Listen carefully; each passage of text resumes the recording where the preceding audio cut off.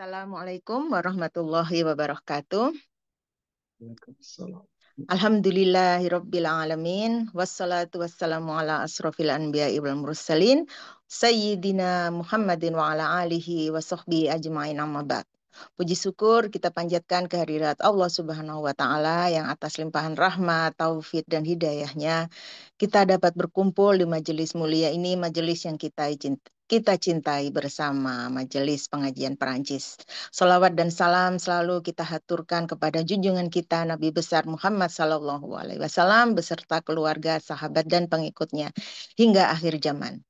Selamat datang kepada Ustadz Aib Saifuddin Syahida SPD MTD Al-Hafiz, Mbak Dini juga yang hari ini sedang safar ya sebagai ketua MPP, tim pembina dan pengurus MPP semua yang saya cintai dan para jemaah tentunya. Kajian kita minggu hari ini judulnya ini Ustadz, agak haredang Ustadz. Hukum perselingkuhan di dalam Islam. Itu karena Islam ini agama yang mengatur segala aspek kehidupan ya, sampai selingkuh pun itu juga ada dibahas ya Ustadz ya. Karena sebagaimana kita ketahui hubungan dalam rumah tangga itu pasti penuh dengan ujian. Salah satu ujiannya itu adalah perselingkuhan yang mengancam keutuhan pernikahan, mengancam roda kehidupan berumah tangga ini, Bahterah ini mau dilabuhkan kemana. Ada ombaknya, ada anginnya, itu yang ingin kita dengar dari Ustadz, bagaimana kita sebagai umat Islam ini uh, tahu akan hal ini, gitu Ustadz. Nah, marilah kita buka pengajian kita ini dengan bacaan basmalah. Bismillahirrahmanirrahim. Tafadhol Ustadz. Baik, terima kasih Mbak Berta. Bismillahirrahmanirrahim. Assalamualaikum warahmatullahi wabarakatuh. Alhamdulillahi Rabbil Alamin. Assalatu wassalamu ala Sayyidina Muhammadin wa ala alihi wa sahbihi ajma'in. Raditu billahi rabba wa bil Islam dina wa bi Muhammadin nabiyya wa rasula. Subhanaka la ilma lana illa ma 'allamtana innaka antal alimul hakim. Allahumma inna nas'aluka 'ilman nafi'a wa rizqan tayyiban wa 'amalan mutaqabbalan wa shifaan min kulli da'in wa saqam bi rahmatika ya arhamar rahimin.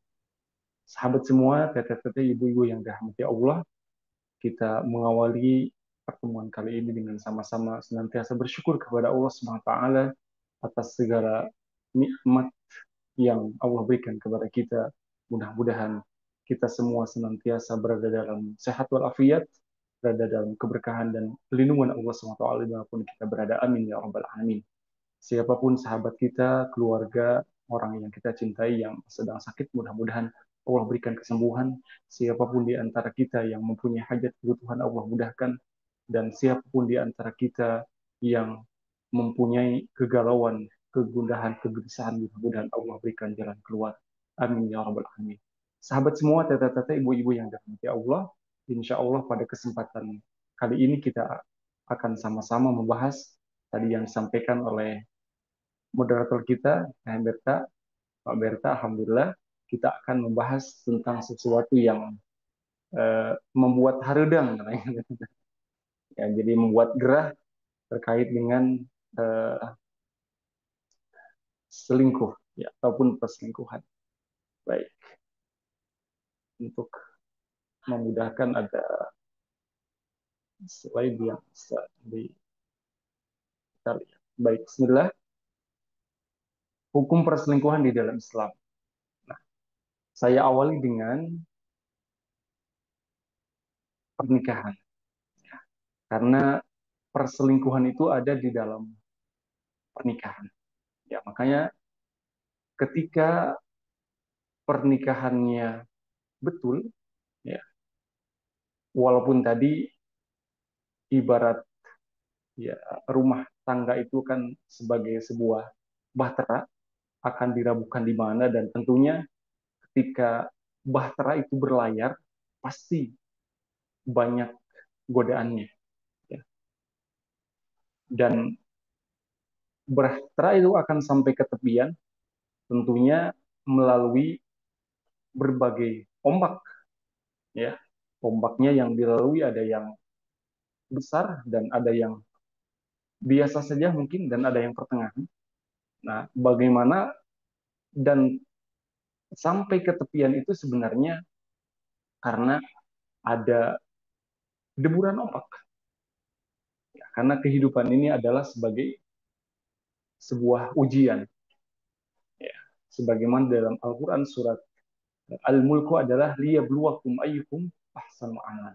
Ya, nanti pada akhirnya akan terlihat siapa yang beramal dengan kualitas yang terbaik dan adanya kualitas itu adalah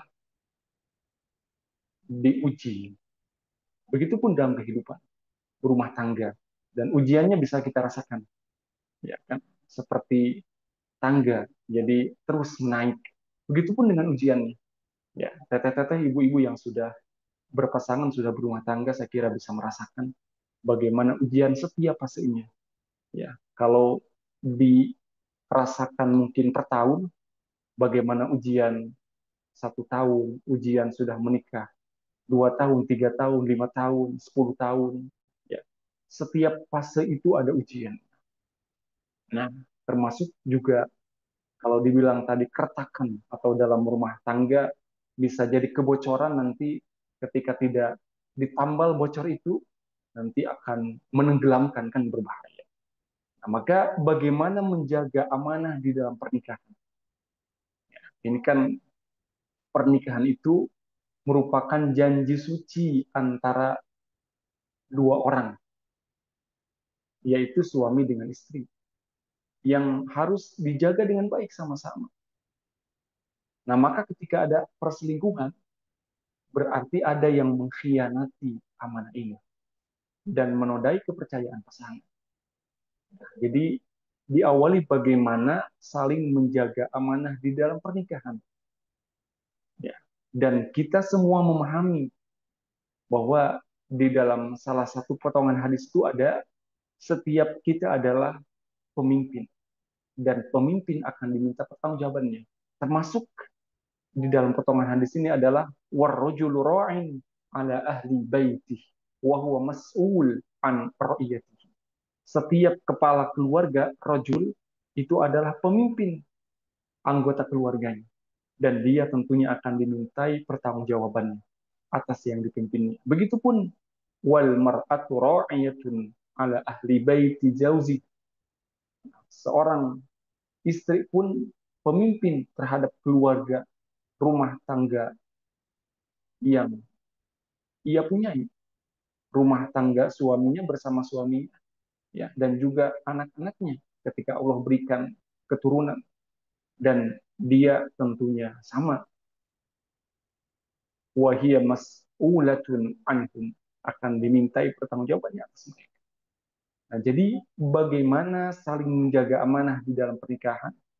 Kalau di dalam Al-Quran itu surat An-Nisa, ya, surat An-Nisa itu kan banyak bercerita tentang bagaimana hubungan antara pasangan suami dan istri. Ya, namanya juga An-Nisa. Diawali dengan Allah mengingatkan, meminta kepada kita sebagai orang yang bertakwa untuk orang yang beriman untuk bertakwa kepada Allah bahwa dijadikan pasangannya itu kan sebagai libas, sebagai baju satu sama yang lain saling menjaga aman. Nah, kemudian potongan ayatnya ada disebut bahwa di dalam pernikahan itu disebut dengan mitsaqan ghalidha, ya, ikatan yang begitu agung. Nah, maka kita masih ingat di dalam pernikahan itu selain rukun nikah itu suami, ada calon istri, kemudian ada wali, maka di sana adalah ada ijab kabul. Ya. Ada ikatan yang begitu agung, ikatan suci. Nah, maka bagaimana pasangan itu saling menjaga amanah? Jadi pernikahan merupakan janji suci antara suami dengan istri yang harus dijaga bersama, dijaga dengan baik. Maka ketika ada perselingkuhan, berarti ada yang mengkhianati amanah ini dan menodai kepercayaan pasangan. Dan tadi setiap orang sesuai dengan kapasitasnya akan dimintai pertanggungjawaban atas apa yang dia amanahi. Jadi diawali dengan menjaga amanah di dalam pernikahan. Maka ketika ada perselingkuhan, ya, ya di sisi lain walaupun ini adalah bagian daripada tadi deburan ombak mungkin, ya, tetapi bagaimana sama-sama dilalui ketika ikatannya saling menjaga amanahnya kuat, ya kalau diibaratkan di dalam bahtera tadi ada goncangan, ada ombak, ketika ikatan di dalam saling menjaga amanah itu kuat, dia seperti halnya akan saling menguatkan, saling berpegangan ketika akan jatuh. Nah, maka bagaimana menjaga amanah di dalam pernikahan, saling menguatkan, saling memberikan yang terbaik kepada pasangannya. Sahabat semua, teteh-teteh, ibu-ibu yang dirahmati Allah, kemudian fenomena perselingkuhan memprihatinkan memang. Ya, ini gambarnya sebagai pemanis saja ya. Ya, beberapa waktu yang lalu memang ada sebuah film gitu kan. Ipar adalah maut. Ini kan sebagai sebuah gambaran. Jadi film itu kan juga ada yang diangkat dari bagaimana keseharian. Tetapi ini kan merupakan tontonan, ya. Mudah-mudahan ini menjadi pelajaran dan tontonan ini tidak menjadi tuntunan, ya. Menjadi tuntunan dalam artian ada yang tidak tahu cara selingkuh menjadi tahu gitu. Itu yang tidak diharapkan. Nah, jadi fenomena perselingkuhan itu memang memprihatinkan, ya. Memprihatinkan di tengah-tengah masyarakat kita, bukan saja di perkotaan sampai perkampungan, ya. Bukan saja orang yang berada ataupun orang kaya, bahkan orang yang kekurangan harta pun ada yang berselingkuh, ya. Dan yang lebih memprihatinkan lagi adalah di antara keluarga yang dekat. Ya, ipar itu contohnya kan dekat sekali. Ya. Maka bagaimana di dalam Islam begitu memperhatikan tindakan yang preventif, pencegahan. Ya. Jadi diperhatikan bagaimana kita di dalam keluarga, ya jangan sampai memang menyatu antara orang-orang yang itu boleh dinikahi. Nah, dan inilah sebagian memang yang terjadi, maka ini sesuatu yang memprihatinkan. Jadi perselingkuhan itu merupakan sebuah kecurangan, penyelewengan, ya. Curangan, penyelewengan, dan pengkhianatan seseorang terhadap pasangannya, kan bisa istri terhadap suami dan suami terhadap istrinya. Dan biasanya memang perselingkuhan itu dibarengi dengan perzinaan atau paling tidak mendekati perzinaan. Jadi nanti bagaimana memang di dalam perselingkuhan ini, ya, ada perzinaan ataupun ya paling tidak mendekati, dan bagaimana nanti perzinaan di dalam Islam itu kan ada ketentuan. Nah, jadi fenomena sekali lagi perselingkuhan begitu memprihatinkan. Ini kayak ya penyakit yang makin akut gitu kan. Maka bagaimana kita menjaga pilar dengan pasangan dengan keluarga itu memang betul-betul diperhatikan. Ya, jadi kesolehan ataupun solehah syahsiah pribadi dan juga usroh dan juga keluarga itu akan menjadi dasar dan modal yang kuat untuk menjaga keutuhan di dalam tangga.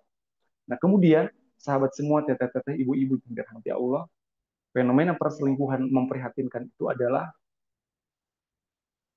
pada dasarnya semua pengkhianatan, penyelewengan tadi kan, ya, perselingkuhan dan kecurangan itu memang di dalam ajaran agama kita ya dilarang.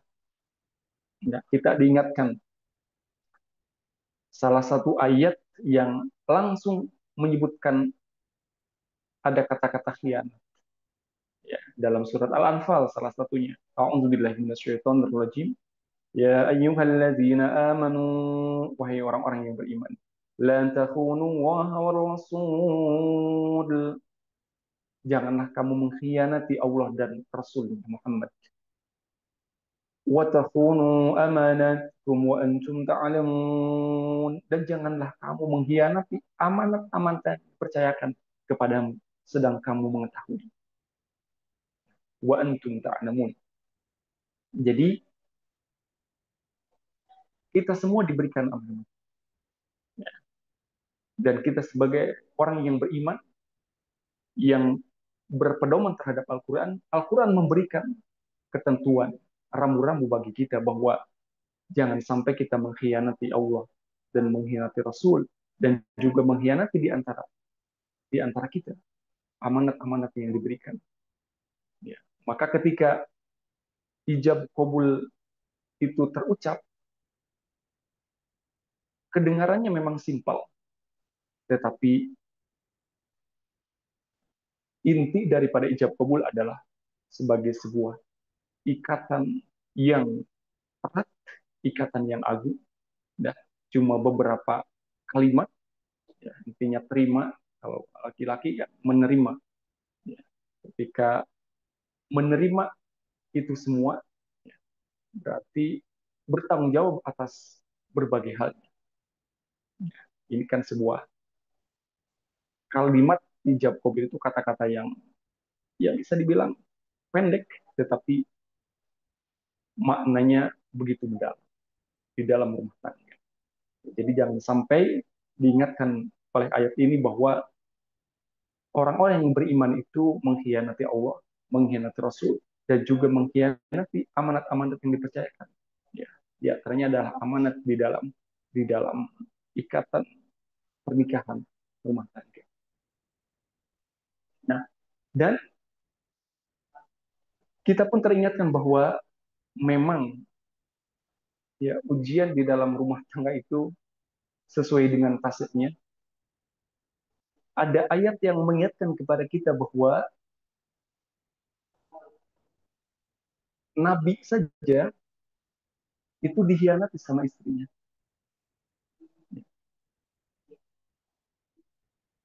Allah mempermisalkan bagaimana contoh orang yang beriman, yang dijadikan teladan, dan juga dua wanita yang berkhianat, padahal suaminya adalah orang soleh, bahkan Nabi.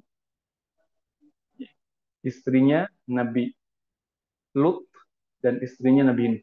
Ya kan ada kata-kata kanata tahta abdaini min ibadina yang solihaini. Kedua-duanya adalah istri ataupun di bawah kendali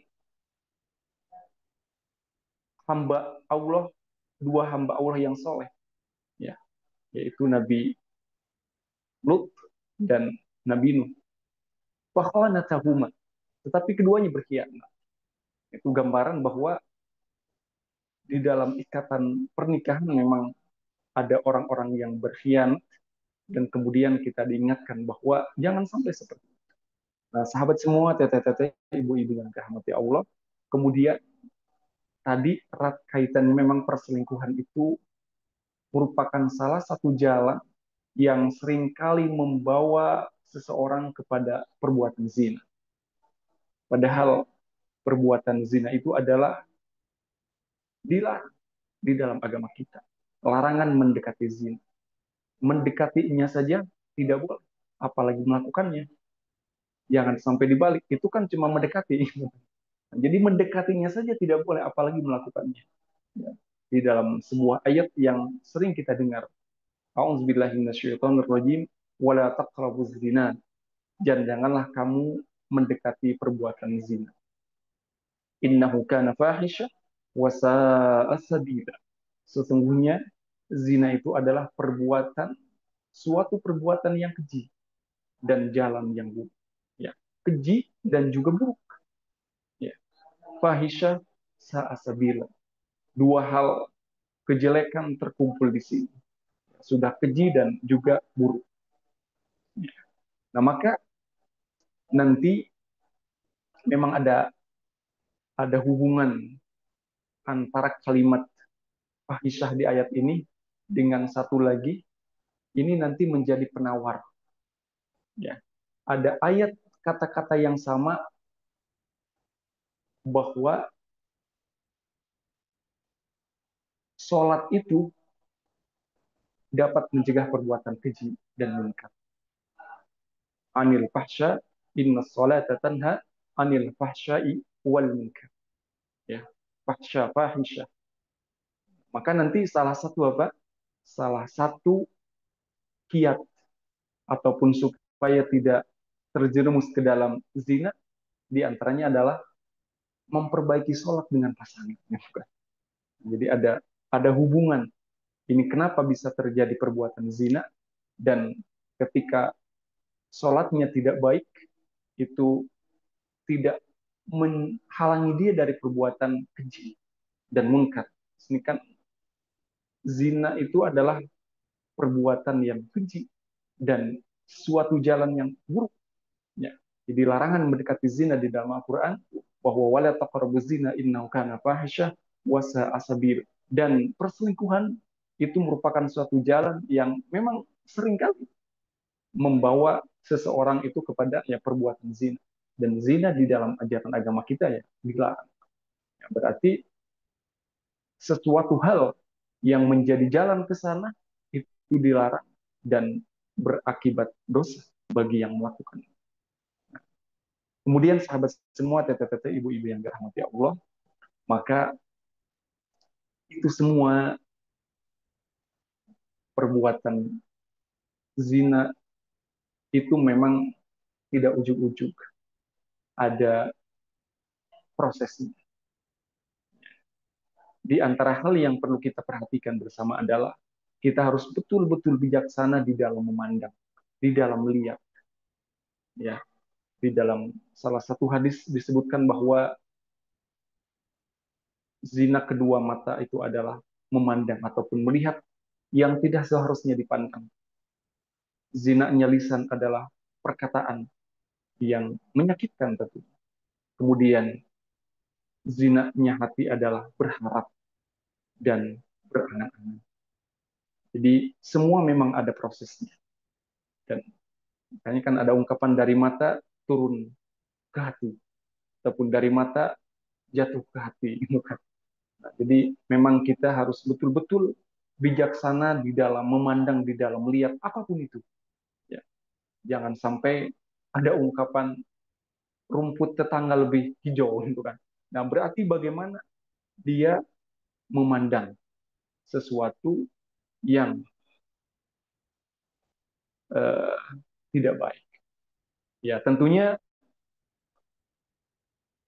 ini bukan berarti dihalangi sama sekali. Ya, karena memang ketika kita komunikasi dengan pasangan itu kan juga ya tentunya memandang dengan sewajarnya. Ya, jangan sampai memandang dengan syahwat, itu kan karena berbeda. Jadi memang kita bijak karena semua hal ada kalanya memang diawali dengan memandang. Makanya sampai disebutkan bahwa an-nadhrah, pandangan itu adalah merupakan sebuah busur dari busurnya iblis. Ya, maka awwalu fitnatu bani Israil fid nisa. Ya, hati-hati siapapun itu, baik laki-laki ataupun perempuan. Karena makanya ada ungkapan pandangan pertama gitu kan. Ya, hati-hati dengan memandang apapun. Ya, terutama memang kita jangan sampai uh, terlalu kepo kepada urusan orang lain. Ya, karena nanti dikhawatirkan akan membawa sesuatu yang tidak baik. Ya, jadi bijaksana ya bukan berarti menundukkan pandangan, itu kan ada ghaddul basar, menundukkan pandangan bukan berarti uh, mata ini tidak melihat ataupun merem selamanya, tidak. Jadi bijaksana, jadi seperlunya itu kan. Karena ya di dalam etika berkomunikasi, berbicara pun dengan siapapun itu, ya termasuk dengan lawan jenis gitu kan, sewajarnya. Ya, karena kita menatap juga kan bagian daripada kita sopan ataupun beretika. Jadi sewajarnya bijaksana dalam memandang. Jangan sampai pandangan kita itu membuat kita binasa. Nah, jadi memang semua diawali dari pandangan. Ya, karena begitulah memang di dalam kehidupan. Jadi mata ini kan ibarat jendela di dalam tubuh kita. Ya, memandang harus dengan bijaksana sehingga nanti ketika memandang itu kita tidak dibarengi dengan kejelekan, tidak dibarengi dengan syahwat, tidak dibarengi dengan hal-hal yang tidak baik. Makanya kan ada kalanya ketika memandangnya tidak baik, tidak memuji Allah dalam artian memang tidak bijaksana memandangnya. Ada kan yang disebut dengan penyakit ain. Ya semua berawal dari memandang. Ya kita memandang juga melihat nikmat Allah yang diberikan kepada orang lain juga sewajarnya. Jangan sampai membuat kita iri dan nanti membahayakan. Ya, baik. Jadi itu sahabat semua, teteh-teteh, ibu-ibu yang dirahmati Allah, kita bijaksana di dalam memandang apapun, ya, terutama memandang sesuatu yang membuat fitnah. Nah, kemudian hubungan seorang laki-laki dengan seorang perempuan yang dibenarkan di dalam ajaran agama kita, syariat Islam itu ada hubungan yang jauh dari unsur-unsur perselingkuhan, perbuatan-perbuatan yang mendekati zina dan bahkan perzinaan. Ya, dan begitu pun sebaliknya. Jadi hubungan yang baik itu adalah yang diikat dengan tadi janji yang suci sesuai dengan jodohnya dengan pasangannya, dan kemudian ya, yang dibenarkan itu adalah yang jauh dari unsur-unsur tadi perselingkuhan. Maka di dalam kita berkomunikasi dengan siapapun, ya termasuk dengan uh, lawan jenis gitu kan, ya memang ada etikanya dan kemudian jangan sampai membuat membuat fitnah. Jadi sewajarnya dan juga sesuai dengan keperluan. Ya tadi mungkin memandang dengan bijaksana itu. Ya karena ketika ada pasangan yang terlalu oper hubungannya dengan bukan pasangannya, nanti akan menjadi sesuatu yang tidak baik. Dan itu akan saling gitu kan. Ya, ketika tidak dibarengi dengan kebijaksanaan, ya, maka itu hal yang wajar. Ketika ada seorang laki-laki yang sudah mempunyai istri, dia berselingkuh, secara ini istrinya juga akan berpikiran hal yang wajar gitu kan. Dalam artian bisa sebaliknya. Dia mengatakan mungkin saya pun bisa gitu kan. Jadi saling.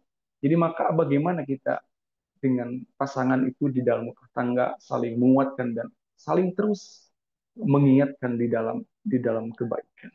Nah, kemudian sahabat semua, teteh-teteh, ibu-ibu yang dirahmati Allah, maka melihat bagaimana hal di tadi ini perselingkuhan menjadi sebuah jalan menuju hal yang haram, perzinahan, maka ya diharamkan. Maka para ulama sepakat bahwa hal ini adalah perbuatan yang diharamkan dan dapat merusak hubungan suami istri serta tentunya keharmonisan keluarga juga terganggu.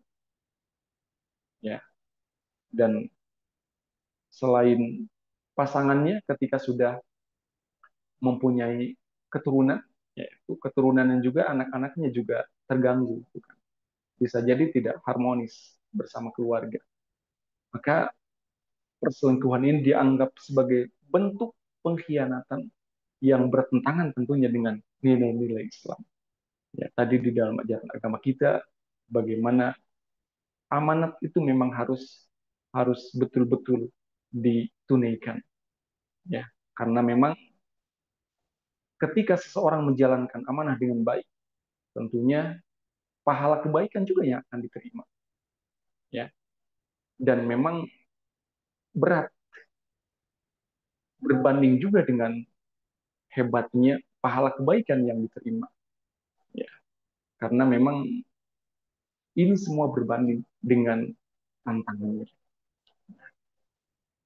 Kemudian salah satu ulama yaitu Imam Al-Ghazali menyebutkan di dalam hal ini penting menjaga ikatan suci pernikahan dan memelihara kehormatan diri juga kehormatan pasangan.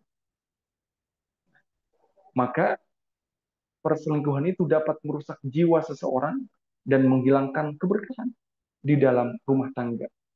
Ya, ketika kita ingat bahwa adanya pernikahan itu adalah sebagai jalan untuk saling menguatkan dan mencari keberkahan. Maka ketika menikah itu kan didoakan berkah. Barakallahu laka wa baraka alaika wa jama'a bainakum fi khair. Ketika ada perselingkuhan, berarti itu merusak jiwa yang bersangkutan dan juga menghilangkan keberkahan di dalam rumah tangga. Nah, kemudian menghindari perselingkuhan dengan senantiasa tetap setia di dalam pernikahan. Menjauhi hal-hal yang menyebabkan perselingkuhan, menguatkan iman dan ketakwaan. Jadi ketika seorang sahabat bertanya kepada Rasul, ya, bagaimana ciri pasangan dalam hal ini istri, dan kita kira sama saja sebenarnya, saling memberikan ketenangan dan saling memberikan yang terbaik kepada pasangannya. Ketika ditanya bagaimana ciri-ciri pasangan ataupun istri yang solehah, ya, dijawab yang pertama adalah idza nazarta sarratska, ya, apabila engkau melihatnya engkau akan menjadi tenang dan senang. Juga sama hal kebalikan. Bagaimana memberikan menampilkan yang terbaik kepada pasangan. Ya, setia di dalam pernikahan itu memang sebuah kalimat yang mudah diungkapkan. Tetapi tentunya setiap fasenya dari pernikahan itu kan ada ujian. Maka juga selain setia, bagaimana menjauhi hal-hal yang menyebabkan tadi, yang menyebabkan perselingkuhan.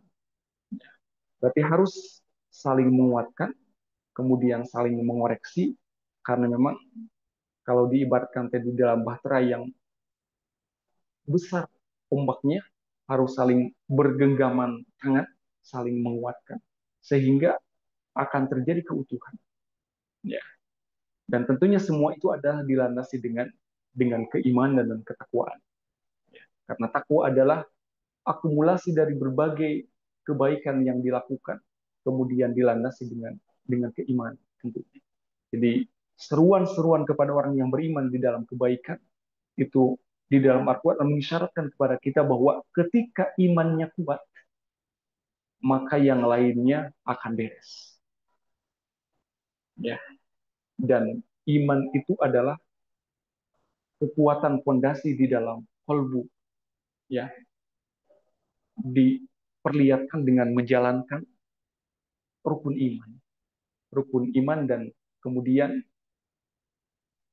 ada rukun Islam, amalan.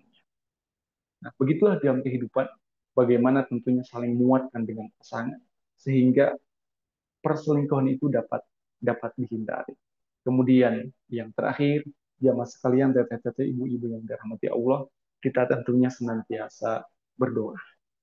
Ya, di dalam keseharian begitu banyak yang bisa kita lihat, ya. Tadi melihat dengan bijaksana, maka melihat apapun itu kita sadar bahwa ini adalah semua pemberian dari Allah.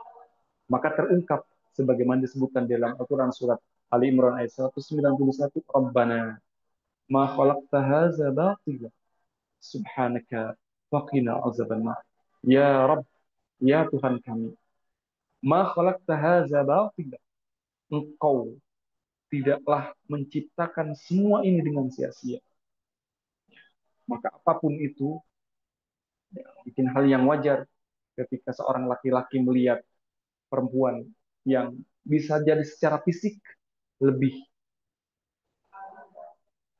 cantik dari istrinya, ataupun mungkin seorang perempuan yang melihat laki-laki yang lebih dibandingkan dengan pasangannya, dengan suaminya, maka ungkapkanlah Rabbana ma khalaqta hadza batil. Semuanya adalah dikembalikan kepada Allah. Subhanaka faqina azabannar. Ya. Maha suci Engkau ya Allah, lindungilah kami dari azab neraka. Karena semua dosa yang dilakukan itu ketika tidak ditobati, ketika tidak kembali kepada Allah, ketika tidak bertobat, akhirnya adalah an-nar, neraka. Maka subhanaka faqina azabannar. Ya. Maha suci Engkau ya Rabb, ya Allah, lindungilah kami dari api neraka. Ini adalah sebuah doa, sebuah ungkapan yang bisa kita bacakan sehingga kita insya Allah semua terhindar dari hal-hal yang tidak baik, terhindar dari fitnah keutuhan pernikahan, yaitu perselingkuhan. Karena ketika ada orang yang berselingkuh, dia harusnya menyadari bahwa bagaimana rasanya diselingkuhi itu kan. Nah, jadi sekali lagi mudah-mudahan Allah SWT memberikan keutuhan, kekuatan, keharmonisan kepada rumah tangga kita masing-masing bersama dengan keluarga, sehingga akan betul-betul sesuai yang diharapkan dari keharmonisan rumah tangga itu, ada keturunan-keturunan yang soleh-solehah, dan bukan cuma bersama dengan keluarga tercinta di surga, tetapi nanti di sampai ke akhirat insya Allah. Mudah-mudahan semua Ya. kita senantiasa dilindungi Allah SWT. Sekian dan demikian sementara Mbak Berta dan semuanya yang bisa disampaikan. Terima kasih. Mohon maaf atas segala kehilapan dan kekurangan. Hasbunallah wa ni'mal wakil. Ni'mal mula wa ni'mal nasir. Saya tutup dulu. Assalamualaikum warahmatullahi wabarakatuh.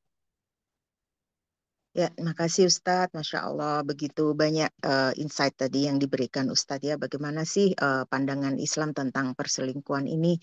Kita sudah diajarkan juga tips-tips cara menghindarinya, yang tentunya berdasarkan Al-Quran dan hadis ya Ustadz ya, sebagaimana pegangan hidup Muslim seharusnya. Baiklah, untuk teman-teman yang hendak bertanya, silakan ditulis ya. Boleh juga raise hand untuk bertanya langsung kepada Ustadz. Nah, saya ada selipkan beberapa pantun supaya ini ya makin menggali lagi nanti apa yang hendak ditanyakan. Assalamualaikum warahmatullahi wabarakatuh. Ke Palembang membeli duku, berangkat pagi, pulangnya Sabtu. Sungguh tega engkau tinggalkan aku demi selingkuh dengan menantu. Ke toko besi membeli palu, palunya kokoh bertangkai kayu. Hatiku hancur remuk dan pilu, kesana sini kau hobinya merayu. Panen raya buah rambutan, dijual murah ke pasar Sleman. Pengkhianatan sangat menyakitkan, kini ku tahu kau punya simpanan. Masih di bulan Syawal yang fitri, maaf dipinta erat silaturahmi. Selalu mencari kekurangan istri, salah selingkuh selalu dimaklumi.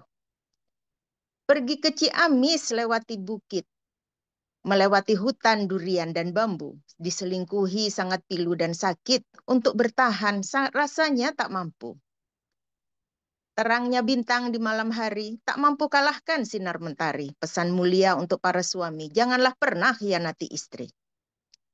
Pagi yang segar berolahraga, supaya sehat jiwa dan raga. Selingkuh akan bawa petaka, tak sadar diri menambah dosa. Makan siang denganlah nasi, berlauk sambal dan ikan teri. Sungguh kamu tak punya hati, selingkuh dengan teman sendiri.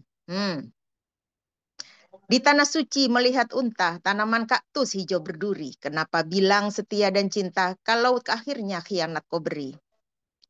Waspada selalu pada pengkhianat. Waspada selalu pada pengkhianat. Ibarat besi halus dalam berkarat. Suami istri wajib menjaga amanat. Berharap selamat dunia akhirat. Assalamualaikum warahmatullahi wabarakatuh. Ya, itulah pantun tadi yang dibacakan untuk menambah semangat lagi sambil mempersiapkan yang mau jemput anak juga. Yang mau bertanya silakan bertanya ya. Ini saya akan bacakan Ustadz, ada beberapa sudah yang masuk ke kolom redaksi. Ini pertanyaan pertama dari Teh Anissa. Bagaimana hukumnya jika seorang istri memiliki teman laki-laki lebih dari satu? Bisa dua, bisa tiga ini ya. Tetapi suami sudah tahu siapa saja teman laki-laki istri tersebut. Dan istri suka jalan bersama, minum kopi, dan sebagainya. Bagaimana hukum pergaulan tersebut di dalam Islam? Ya, silakan dijawab dulu ya Ustadz, karena ada pertanyaan lain dari penanya yang sama. Silakan Ustadz, tafadhol. Baik, terima kasih Mbak Berta dan yang bertanya terkait dengan teman. Ya, mungkin temannya kalau teman biasa-biasa saja kan ya tidak apa-apa. Teman itu harus banyak. Mungkin temannya itu perlu digali. Teman seperti apa? Apakah ada dulu ada kata-kata itu kan judul film atau apa ya? Judul buku itu teman tapi mesra itu kan. Mungkin Itu lagu temannya Ustadz. lagu ya. Iya. Kalau teman biasa ya tidak apa-apa gitu kan. Cuma ketika temannya itu sudah melakukan hal yang seperti suami istri, ya itu yang tidak boleh. Ya, kalau seperti uh, berjalan kemudian sewajarnya, ya sebagai teman yang biasa, saya kira nggak apa-apa. Cuma ketika sudah terjadi, apalagi sudah punya pasangan, ya berjalan berdua kan, walaupun tidak melakukan apa-apa, ya itu kan ada mungkin ada prasangka ataupun ada fitnah itu yang membuat tidak baiknya itu kan prasangka yang tidak baik kemudian itulah jangan sampai kita membuat uh, menjadikan apa ya fitnah memang di dalam kehidupan kan jadi kalau sewajarnya ya bertemu dengan teman hal yang wajar gitu kan karena memang harus dibangun silaturahim dan relasi itu harus dibangun cuma ketika sudah berlebihan kan apapun yang berlebihan memang tidak baik gitu kan ya jadi kalau sewajarnya ya saya kira tidak masalah gitu kan. Tapi kalau sudah over apalagi ada apa ya kayak dengan pasangan suami istri gitu kan melakukan hal-hal yang itu yang memang tidak dibenarkan gitu kan. Ya. Iya. Itu erat kaitannya dengan larangan mendekati zina. Bisa jadi ya Ustadz ya kamu pakai ini, pakai skincare apa kok mulus mukanya. Nanti malam dibayangkan itu Ustadz. Aduh suami orang tadi itu mulus sekali wajahnya kayak gitu Ustadz. Gitu dan juga bisa berkaitan erat dengan menjaga pandangan ya Ustadz ya. Nggak mungkin lah Iya. kita keluar nggak memandang. Gitu. Ada lagi Ustadz pertanyaan dari penanya yang sama, Tenisa. Jika istri bersedekah diam-diam di luar sepengetahuan suami, bersedekah dengan hartanya sendiri, ini kemungkinan istri yang punya penghasilan sendiri ya Ustadz ya. Bagaimana adab dan hukumnya? Makasih Ustadz, tafadhol. Baik, terima kasih. Bersedekah itu adalah kebaikan, ya. Tetapi tentunya kebaikan juga kan harus dilakukan dengan cara yang baik. Itu sudah betul. Ketika apa? Ketika minta ataupun menyampaikan kepada suami itu kan sebagai sebagai konfirmasi saja sebenarnya. Dan saya yakin ketika suaminya baik itu tidak akan melarang. Ya, ketika suaminya baik, tahu kebaikan tidak akan melarang. Ya, jadi itulah pada dasarnya tinggal dikomunikasikan saja. Dan ada juga beberapa suami yang ya tidak usah dikomunikasikan, ya silahkan, ya apalagi punya sendiri gitu kan. Itu adalah kebaikan-kebaikan, tinggal dilihat saja sisi kalau tidak ada masalah, ya dan saya kira orang baik dengan orang baik itu ketemu ya tidak akan banyak masalah insya Allah itu kan. Ya, karena Hmm. memberikan memberikan sedekah itu kan kebaikan kan ya Jadi pada dasarnya dikomunikasikan, dan saya Mm-mm. meyakini ketika apa suaminya baik juga, masa melarang istrinya sedekah gitu kan. Apalagi punya sendiri gitu kan, tidak minta gitu kan. Dan Mm-mm. ya itulah bagaimana di dalam berkomunikasi itu kan.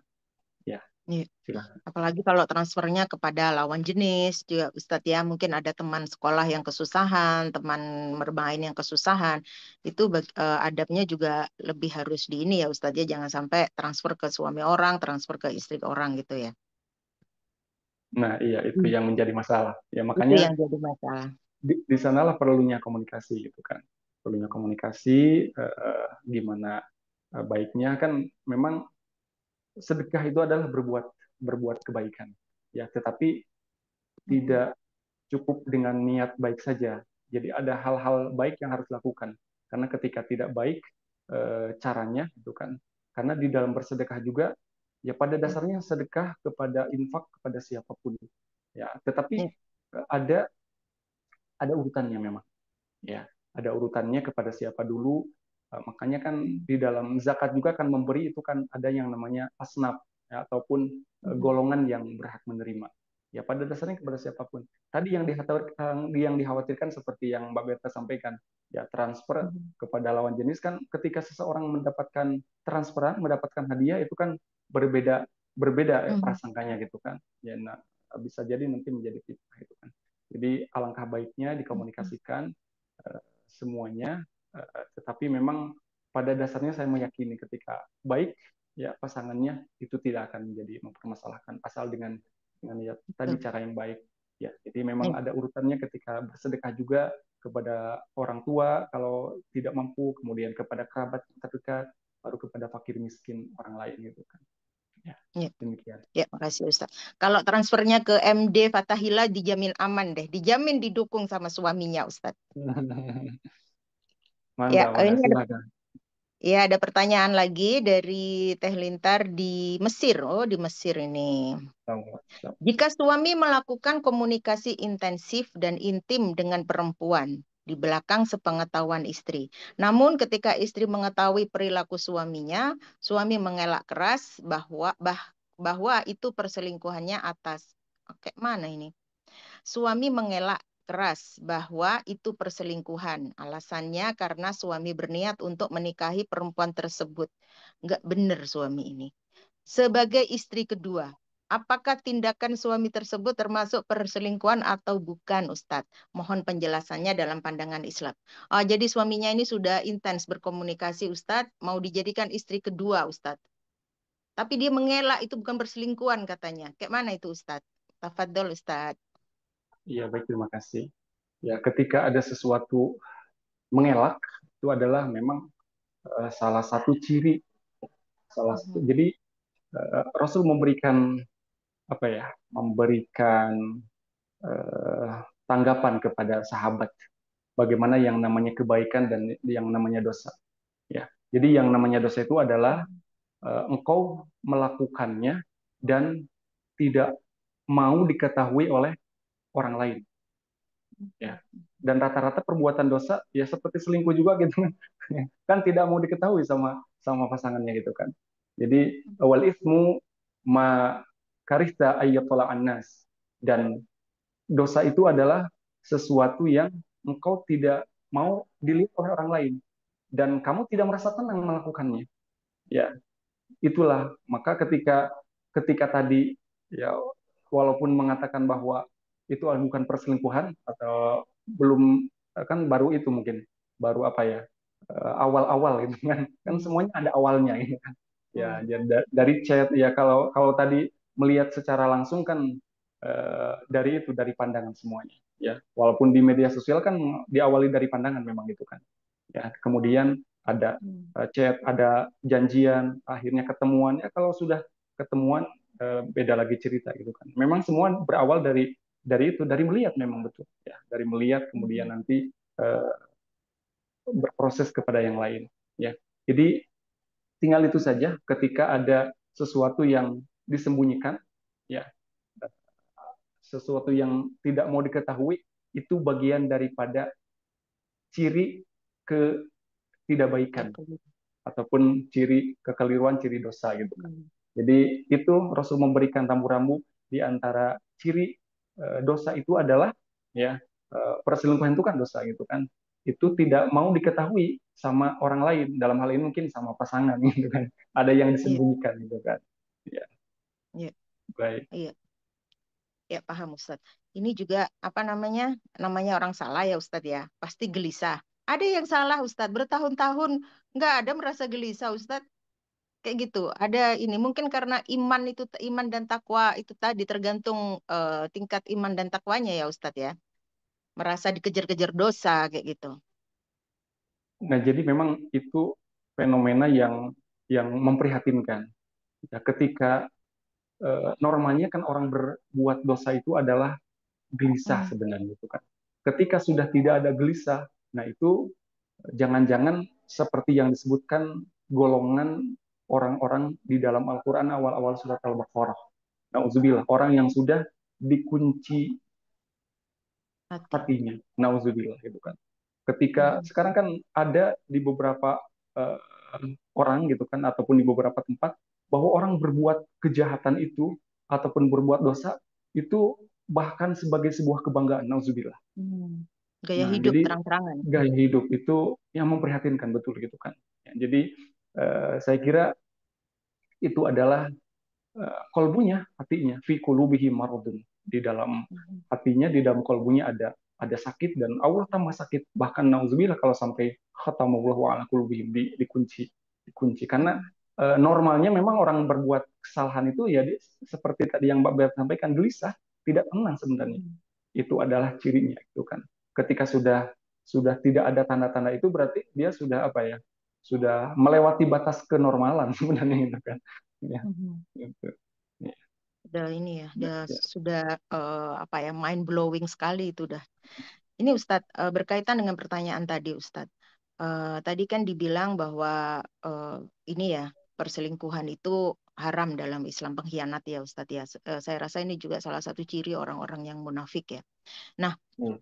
eh, awalnya banyak hal Ustadz orang tentang ini melakukan sunnah Rasul gitu. Orang taunya sunnah Rasul itu poligami saja Ustadz. Sebelum melakukan sunnah-sunnah yang lain, sunnahnya itu aja banyak yang diingat bahwa poligami itu sunnah Rasul. Bahkan itu awalnya juga dari pengkhianatan Ustadz. Nah, bagaimana dengan hal ini Ustadz? Menjalani poligami, awalnya istri tidak dikhianati lah tentunya, sampai istri yang tua itu akhirnya menerima, yang penting tidak dicerai, mungkin banyak faktor yang dipikirkan Ustadz. Bagaimana kehidupan seperti ini dalam pandangan Islam Ustadz? Iya, sebenarnya kan tujuan daripada pernikahan itu kan keberkahan dan keberkahan itu diantaranya ditandai dengan keharmonisan, ya, ketenangan. Ya, jadi ketika kita membaca ayat tentang menikah itu kan yang sering dibacakan ketika menikah, ya, bahwa di antara tanda-tanda kekuasaan Allah adalah menciptakan Berpasang. bagi dirimu itu berpasang-pasangan, ya. Dan di akhir ayatnya lias kunu ilaiha, ya, supaya kamu merasa tenang gitu kan. Jadi memang fitrahnya eh, manusia itu memang saling berpasangan supaya tenang. Ya bisa dibayangkan ketika ada seseorang yang dia mempunyai tempat yang begitu mewah, kemudian segala fasilitas ada, ya, sampai digambarkan lantai pertama semua kendaraannya lengkap, lantai kedua untuk tidur dengan segala perlengkapannya, lantai ketiga untuk makanan dan terus sampai lantai keberapa pun itu kan.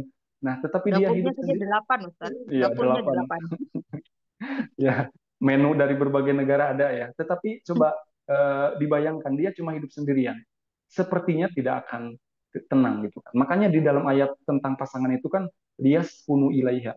Ya, jadi maskan itu kan tempat ataupun kayak baju lah gitu kan. Kita bisa enak itu kan badan ini karena memakai baju selain juga menutup aurat gitu kan. Jadi supaya tenang itu memang ada pasangan, ya, ada pasangan fitrahnya. Nah, maka terkait dengan sunnah Rasul gitu kan, memang ada yang memilih-milih ya di bagian nikah alasannya sunnah Rasul, ya. Apakah sudah sunnah yang lain dijalankan gitu kan. Nah, baru menyatakan sunnah Rasul, jangan sampai memilih-milih gitu kan.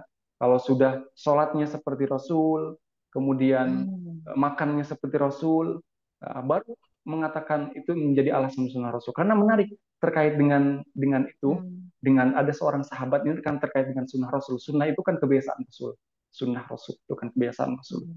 Jadi ada seorang sahabat bertanya bahwa eh, saya ingin ingin menyaingi amalan Rasulullah gitu kan, ya, sampai dia tidak tidur semalaman sholat tahajud, ya, kemudian dia juga tidak makan, puasa terus gitu kan, jadi malamnya sholat tahajud, kemudian siangnya puasa itu kan, kemudian Hmm. tidak menikah karena dia khawatir pasangan itu akan mengganggu dia ibadah itu kan, Hmm. kemudian datang kepada Rasul, ya, Rasul mengatakan, saya juga sholat dan saya juga tidur, ya, tidak gadang semalaman untuk sholat. Saya juga puasa dan saya juga berbuka gitu kan, ya. Jadi tidak setiap hari gitu kan. Ya, kemudian di akhirnya saya pun menikah, wa ana atau wazamisa, saya pun menikah gitu kan. Ya, biasanya yang banyak disebut memang sunnah Rasul itu nikahnya saja, ya. Tetapi Hmm. terkait dengan makan seperti Rasul gitu kan, kemudian sholat dan yang lainnya gitu kan, ya. Maka di akhir Hmm. hadisnya adalah faman raghiba an sunnati falaysa minni. Siapa yang berpaling ataupun tidak suka dengan sunnahku, maka dia bukan bagian dariku. Jadi bukan bukan dalam nikah saja. Ya, jadi hadis itu sebenarnya utuh gitu kan, ada terkait sholatnya, Hmm. ada terkait dengan makannya. Maka kita harusnya bijaksana, jangan sampai memilih-memilih. Kalau bagian nikah inginnya bisa makan dengan sunnah Rasul, gitu kan. Ya, yang lainnya apakah Hmm. kita sudah sesuai makannya, sudah sesuai sholatnya, sudah Hmm. sesuai mempergauli pasangannya, gitu kan. Ya, saya Hmm. kira itu yang saya pahami yang terkait dengan sunnah Rasul, gitu kan. Harus Bahkan menyeluruh memang. kriterianya juga ya Ustadz ya. Bahkan kriteria istrinya juga harusnya mencontoh Rasul ya Ustadz ya. Iya. Ini sekarang yang lagi panas-panas ini Ustadz. Lagi panas perselingkuhan dari Jawa Barat, dari Jawa Timur, dari mana-mana yang lagi panas dibahas ini. Perceraian karena perselingkuhan juga Ustadz. Ini ada pertanyaan dari Mbak Dini Ustadz. Apakah ketika sudah menikah memang sebaiknya berarti mengubah pertemanan?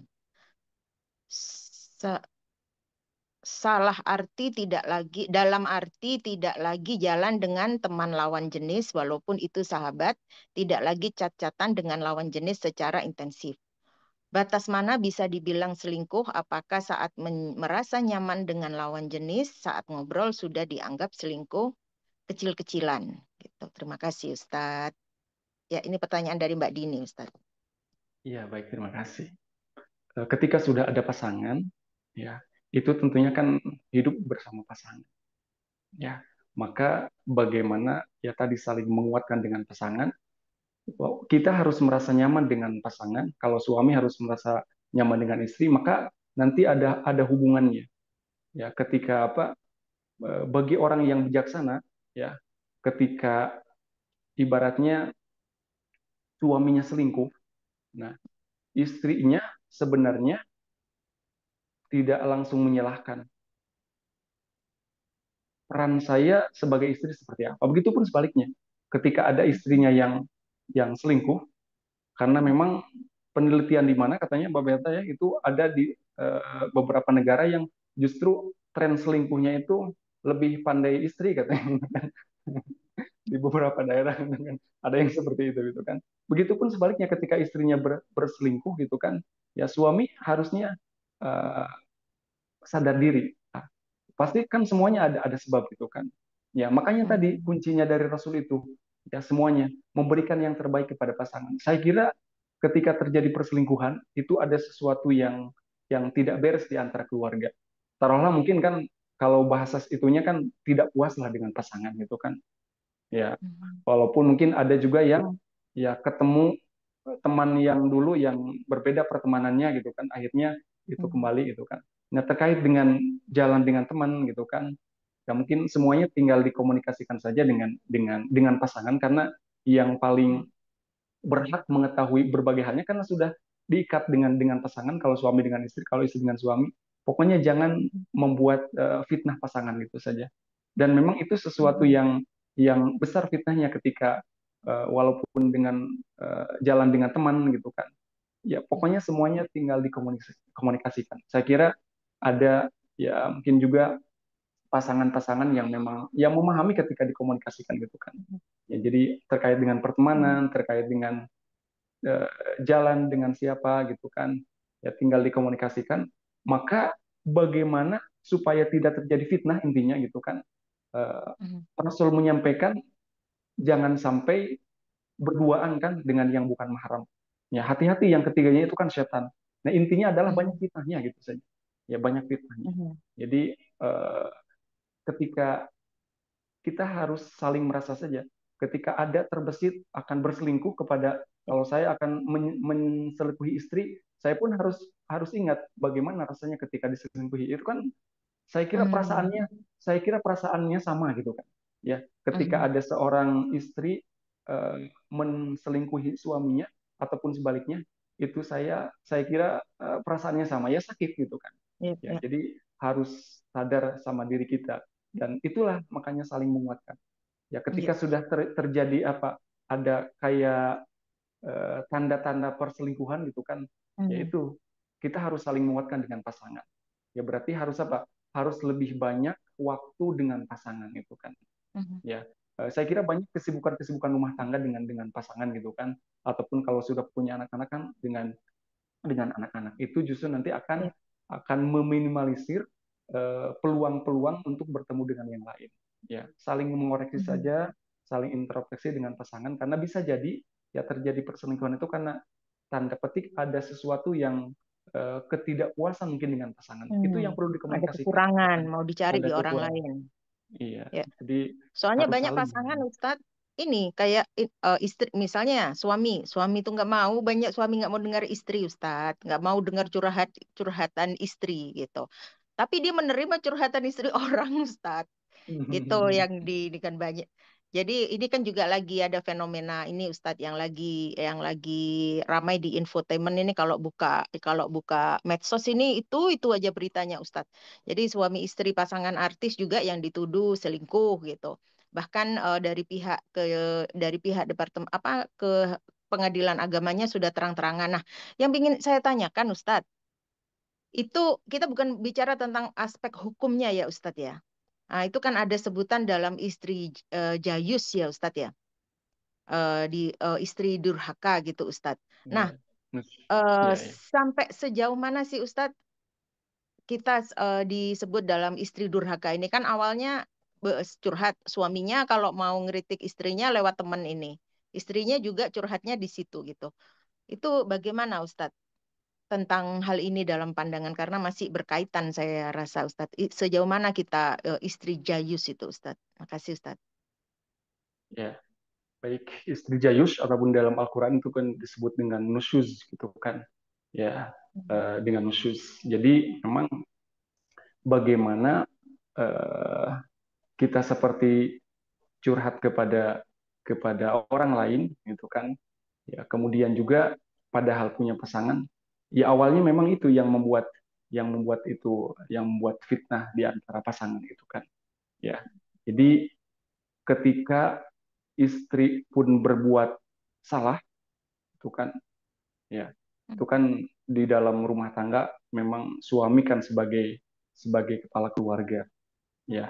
Tetapi saya kira walaupun suami itu memegang kendali itu kan eh, saling sebenarnya gitu kan, ya, karena tidak disebut kepala ketika tidak ada badan dan ekor gitu kan. Ya jadi Betul, sebenarnya betul. semuanya sama-sama gitu kan, ya sama saling seperti keterangan yang tadi gitu kan, setiap kalian adalah diberikan amanah, ya, amanah kepada keluarganya gitu kan. Nah maka terkait dengan ketika terjadi sesuatu yang tidak baik di antara suami istri itu kan, di dalam Al-Quran ada yang disebut dengan nusyuz gitu kan. Nah Khusus ya, khusus. Jadi memberikan pelajaran kepada istri, ya. Dan itu kan ada tahapannya, ada tahapannya. Diawali dengan menasihatinya, kemudian ketika sudah tidak mempan, ya diberikan pelajaran tidak berbareng tidurnya gitu kan, ya. Kemudian setelah itu baru ketika sudah berbagai proses dilalui, diperbolehkan memang sampai ada untuk menyadarkan, ya, untuk mengingatkan ketika memang dia betul salah gitu kan, ya. Boleh seperti kepada anak gitu kan, memberikan pelajaran di apa, bahasa Al-Quran memang dipukul, tapi dipukul juga kan itu untuk menyadarkan, bukan berarti eh, ini adalah kekerasan. Memang ada ketentuan-ketentuan anggota badan mana yang dipukul, kemudian memukulnya seperti apa. Nah, itu memang dijelaskan juga. Ya, bukan memukul kepada kepalanya kemudian sampai sakit dan berdarah, ya, ya itu salah gitu kan. Jadi memang ada proses gitu kan di dalam ketika berbuat salah pun gitu kan, dan itu harus diberikan pelajaran ataupun supaya sadar lagi kan intinya, ya diawali dengan nasihat dulu, kemudian tidak tidur berbarengan gitu kan. Itu kan ketika saya kira yang sudah berpasangan suami istri, ketika tidur tidak bareng saja itu kan sesuatu hal yang wah, itu sudah masalah besar sebenarnya itu kan. Ya, karena kan Teguran keras ya. iya itu kan. Jadi sebenarnya hal-hal itu, ya mudah-mudahan ya tidak sampai dengan kepada eh, pukulan ataupun ya yang melibatkan fisik. Dan sekali lagi itu semua sebenarnya sebagai sebuah tazkirah, bukan bukan kekerasan sebenarnya gitu kan, karena ada ketentuan-ketentuannya gitu kan, tadi memukulnya seperti apa, kemudian ritmenya ataupun anggota badannya. Jadi memang ketika istri juga berbuat salah kemudian ataupun sebaliknya gitu kan, di intinya semuanya dikomunikasikan, dan hati-hati dengan curhat betul tadi gitu kan, jangan sampai eh, kecuali mungkin kepada seseorang yang itu tidak menimbulkan fitnah gitu kan, ya, tidak menimbulkan fitnah. Mungkin ada orang-orang ataupun dari keluarga yang justru ya tidak fitnah, tapi itu intinya untuk mendamaikan gitu kan, ya, untuk mendamaikan mungkin saudara gitu kan, ataupun juga orang tua gitu kan, ya. Juga kan ada juga ketika tidak dikomunikasikan dengan baik, ada juga malah orang tua ataupun keluarga justru menjadi apa? Menjadi penghasut dalam tanda kutip gitu kan. Jadi Menjadi bahkan api dalam sekam. iya itu kan. Saya ada diceritakan kemarin sama teman gitu kan. Ini nikahnya katanya sebagai tazkirah saja sebagai katanya itu kan. Nikahnya sudah beberapa kali gitu kan, ganti lagi ganti lagi. Ternyata sebabnya apa? Ya orang tuanya itu ngomentari terus itu kan, nikah sama ini dikomentari gini, akhirnya kan tidak nyaman gitu kan, tidak nyaman kepada yang perempuannya, tidak laki-lakinya. Jadi memang dalam masalah curhat ini harus betul-betul kepada orang yang tepat dan kemudian tidak menimbulkan fitnah. Mudah-mudahan sih ada di pihak keluarga yang menyatukan, tapi ada kalanya memang pihak keluarga pun ketika tidak bijaksana dia menerima curhatan itu, bahkan bisa jadi menjadi itu ya, menjadi tidak baik Asbab gitu. perpisahan. Iya, bisa jadi. Demikian Ya, Bang Pak oh. Berta. Ya, makasih Ustadz. Ini ada pertanyaan, ini mungkin pertanyaan terakhir ya. Mangga. Dari Teh Maya. Jika suami istri sudah bercerai, tapi salah satunya masih cinta dan masih suka membayangkan mantan suami atau mantan istrinya, apakah itu termasuk dosa zina, Ustadz? Tafadhol, Ustadz. Iya, baik, sudah bercerai dan kemudian bukan, sebenarnya bukan saja kepada itu kan, kalau sudah bercerai berarti kan orang lain gitu kan. Iya. Hmm. Bukan saja kepada mantan istri atau mantan suami gitu kan. Ya, kepada siapapun ketika sudah membayangkan hal-hal yang tidak seharusnya dibayangkan, itu yang menjadi sebab ketidakbaikan. Ya, jadi memang tadi kan di dalam uh, hadis yang disampaikan Bukhari Muslim itu kan, zinanya mata adalah dengan melihat kan, mulai dengan melihat. Kemudian kalau tangan kan dengan meraba gitu kan. Kalau hati ya itu zinanya adalah berangan-angan ataupun membayangkan gitu kan. Membayangkan hal-hal yang ya tidak tidak seharusnya gitu kan. Ya, jadi eh, banyak beristighfar, saya berdoa ya mudah-mudahan dipalingkan dari, karena memang itu kan bisikan, sebenarnya bisikan setan itu kan, alladzi yuwaswisu fi sudurin nas, baca surat An-Nas saja gitu kan, baca Ya. istighfar, kemudian mudah-mudahan, karena ada kalanya memang ya tadi terjadi perselingkuhan itu diawali dari bisikan-bisikan itu kan, dari membayangkan, kemudian kemudian ada bisikan-bisikan yang tidak baik ya. Jadi hal yang wajar memang ke dalam diri kita itu ada dua bisikan memang. Ya, kalau dalam Al-Qur'annya kan fa'alhamaha fujuraha fataqwaha itu kan. Jadi ada bisikan, ya ada bisikan malaikat, bisikan ketakwaan, ada bisikan ketidakbaikan, bisikan setan itu kan. Ya, jadi ketika sudah terbayang ataupun membayangkan hal-hal yang tidak seharusnya terbayangkan gitu kan, tidak boleh dibayangkan, beristighfar kepada Allah dan minta perlindungan dari syaitan. Insya Allah mudah-mudahan Allah senantiasa menjaga kepada kita semua. Ustadz, ini masih ada waktu, Ustadz. Tadi terlewati ada yang raise hand tapi saya tidak teliti, Ustadz.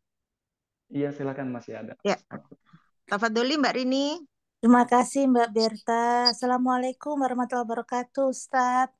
Waalaikumsalam warahmatullahi wabarakatuh. Silakan. Saya mau bertanya, apakah betul Ustadz kalau selingkuh itu bisa menular atau menurun? Jadi ada beberapa fakta itu, misalnya si bapak selingkuh, terus dia punya anak lelaki, ada beberapa anak lelaki, terus anak lelakinya ini semuanya selingkuh juga, Ustadz.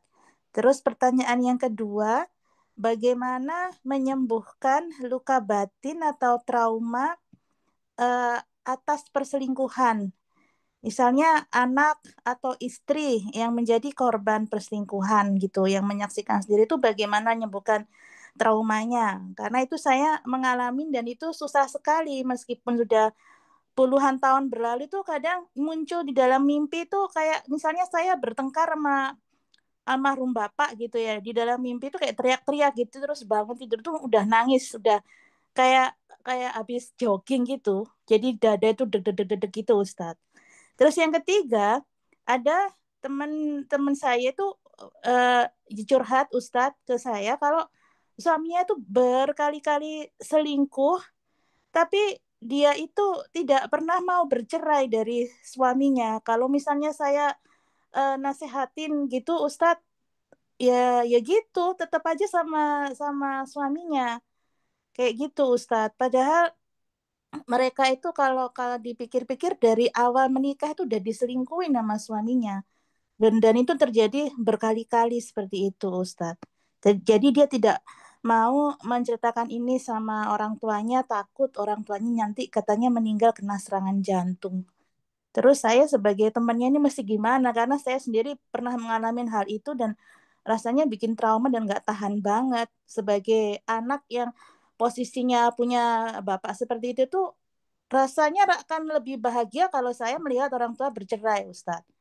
Nah, dia seperti itu, mempertahankan rumah tangga. Padahal toh mereka juga nggak ada anak gitu, Ustadz.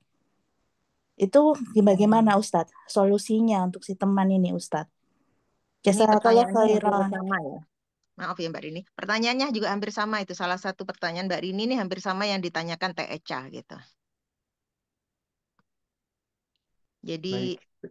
ya, tentang luka batin tadi Ustadz dan lain sebagainya. Terima kasih Ustadz. Makasih, Ustadz. Ya baik, terima kasih Mbak Arini di Jerman ya, sehat selalu dan Amin. semuanya. Jazakallah khairan. Baik, saya menanggapi ada tiga ya. Saya tanggapi satu-satu, mudah-mudahan tidak lupa. Yang pertama terkait dengan, tuh, jadi lupa Mbak Berta apa tadi yang pertama? Tentang Apakah ini selingkuh tuh menurun, menular Iya, gitu, iya, iya, Ustadz? menular selingkuh. Iya, selingkuh itu diwariskan, bagaimana Ustadz? iya.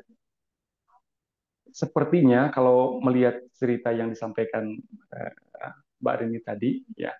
Jadi ketika orang tuanya, kemudian anak-anaknya, karena memang itu orang tua kan menjadi model ya di keluarga, ya, menjadi model saya kira itu kan.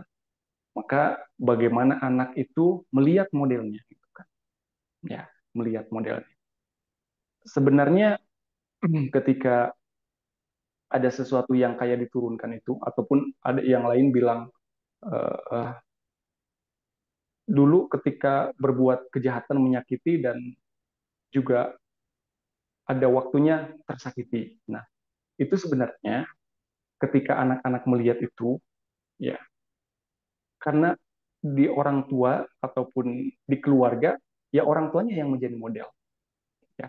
Karena secara apa ya, secara waktu ataupun secara eh, keturunan dalam hal melihat orang tua, ya hal yang wajar sebenarnya.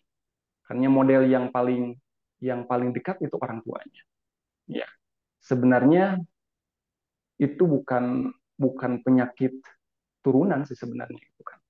Ya, sebenarnya. Cuma ketika anak itu melihat, ya melihat itu jadi ya keseharian kan, namanya di rumah kan, ya sehari-hari di rumah. Jadi yang sering dilihat itu yang menempel. Saya kira ketika apa? Ketika anaknya, ya mungkin ini salah satu solusi juga ya Mbak Berta. Ya ketika di rumah ada masalah gitu kan, yang itu dikhawatirkan menjadi menjadi apa? Menjadi model yang tidak baik bagi bagi anak, ya udah simpan anaknya ke tempat yang dianggap baik. Ya, bisa ke pesantren ya mudah-mudahan ya walaupun ya di pesantren kan setidaknya ada teman-temannya yang baik gitu kan ataupun ada model yang baik ya. Jadi karena memang kebaikan itu lebih mudah dilakukan ketika bersama-sama ya, ketika bersama-sama itu kan. Karena memang lingkungan itu kan juga menjadi faktor yang memberikan dampak Ya, yang motivasi, signifikan ya, motivasi memberikan signifikan. pendampingan. Jadi itu sebenarnya orang tua itu ya kan tadi menjadi model saja, menjadi model bagi anak-anaknya. Maka ketika ada model lain, ya saya kira banyak yang ketika ada keluarga itu orang tuanya yang selingkuh, saya kira banyak keluarga lain yang tidak selingkuh. Jadi tinggal diberikan model yang lain yang memang yang baik gitu kan. Ya. Nah, kemudian terkait dengan dampak Luka batin. ya luka batin itu, ya memang ya tadi sama-sama itu kan, sama-sama ketika ada yang diselingkuhi baik suaminya ataupun istrinya, intinya pasangannya, ya ada kesamaannya, sama-sama luka ataupun mungkin ketika tidak dilalui ataupun tidak dirasakan dengan betul-betul, itu kan mungkin juga ada sebagian yang dendam ya Mbak Berta itu kan. Jadi Betul. suaminya selingkuh, kemudian ya tadi istrinya pun mengatakan ya, saya pun bisa gitu kan. Bisa jadi ada yang seperti itu gitu kan. Akan membuktikan bahwa bisa sebenarnya gitu kan.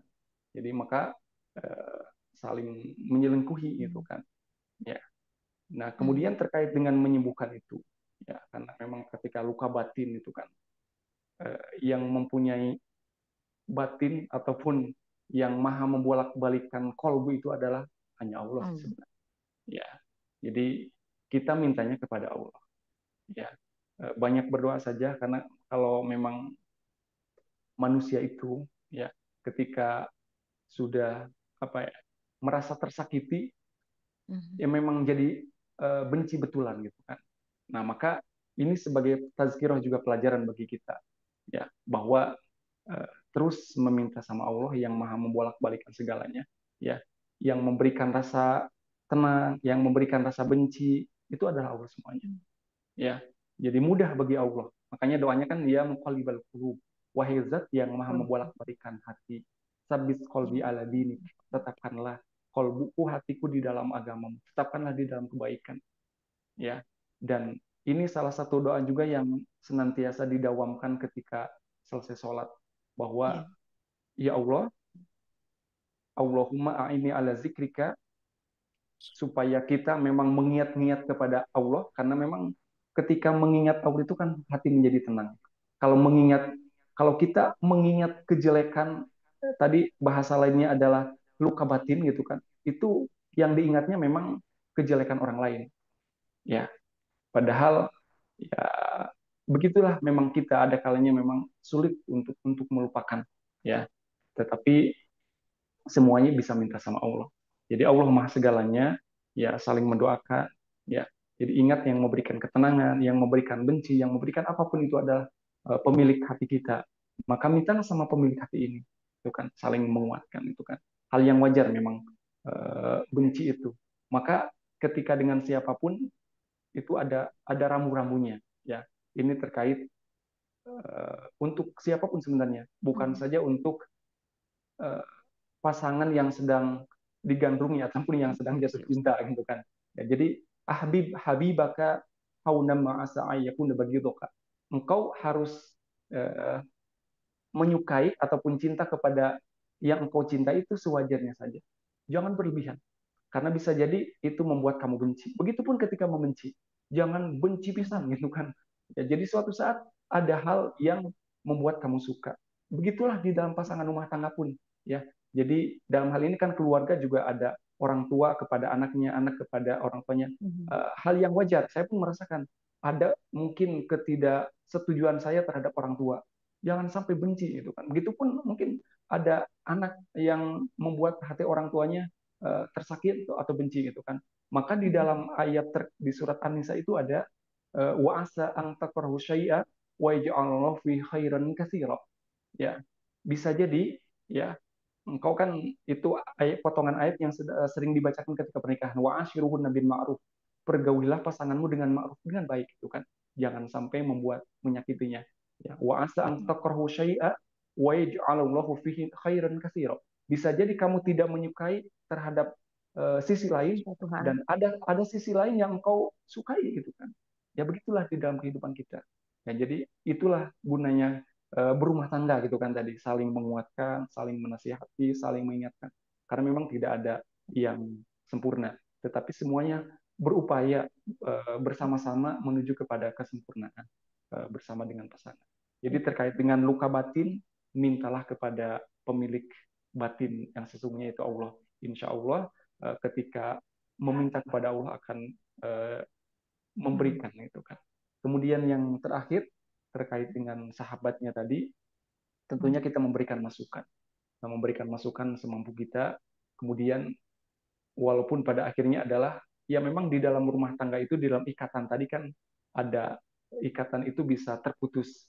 Ya kalau pernikahan kan ketika sudah tidak menyatu lagi ada yang namanya bercerai ataupun tolak. Tolak itu adalah perbuatan yang dibenci, ya. Abghadul halal indallahi at-tolak. Jadi sesuatu yang halal tetapi dibenci. Ya, ini kan apa kita memahaminya halal tapi dibenci, gitu kan. Ya berarti ya halal silahkan boleh, tidak tidak haram, tetapi dibenci. Berarti harus berupaya untuk tidak talak. Ya. Tetapi kalau dalam kondisi itu talak itu justru menjadi maslahat, gitu kan. Ya silahkan lakukan, itu kan. Ya. Jadi begitulah terkait dengan ayat-ayat pernikahan di dalam Al-Quran juga. Ketika kita menelaah juga ayat-ayat tentang tolak itu ada juga banyak ketentuannya, gitu kan. Jadi intinya adalah berikan masukan sesuai dengan yang kita berikan, kemudian dia yang menjalaninya. Masalah dengan tolak, cerai dan tidaknya itu kan, saya kira setiap kita dengan pasangan tahu yang terbaik, gitu kan. Bagaimana, ya apalagi ketika sudah ada anak-anak, ibaratnya anak-anak biasanya menjadi apa? Menjadi pertimbangan, itu kan. Jangan sampai menjadi korban, itu kan. Ya mudah-mudahan keluarga-keluarga kita semua, sahabat-sahabat, Allah memberikan kekuatan, Allah memberikan keharmonisan sehingga terhindar semuanya, dan kita berlindung kepada Allah dari yang namanya perselingkuhan. Demikian. Terima kasih Ustadz. Ya, Terima kasih Ustadz. itu Khairan adalah Ustadz. semua pertanyaannya sudah dijawab oleh Ustadz. Ya, rangkaian pertanyaannya, dan pertanyaan tadi adalah sekaligus menutup kajian kita hari ini. Ustadz, terima kasih Ustadz, dan mohon Ustadz untuk ini menutup dengan doa penutup, dengan doa Ustadz. Kalau masih ada Baik. waktu. Ya, baik. Tafadhol, Terima Ustadz. kasih. Terima kasih Mbak Beta dan semuanya, sahabat-sahabat yang bertanya dan juga yang menyimak semuanya. Inti dari pembahasan kita kali ini adalah bagaimana menyadarkan kepada kita bahwa di dalam menuju kebaikan itu tidak selamanya mulus, gitu kan. Ada gangguan-gangguan, ya. Dan setiap kita, saya kira, dengan pasangan, dengan keluarga, mengetahui betul kemana kita melangkah apa yang harus kita lakukan. Yang mudah-mudahan diskusi kita kali ini menjadi apa?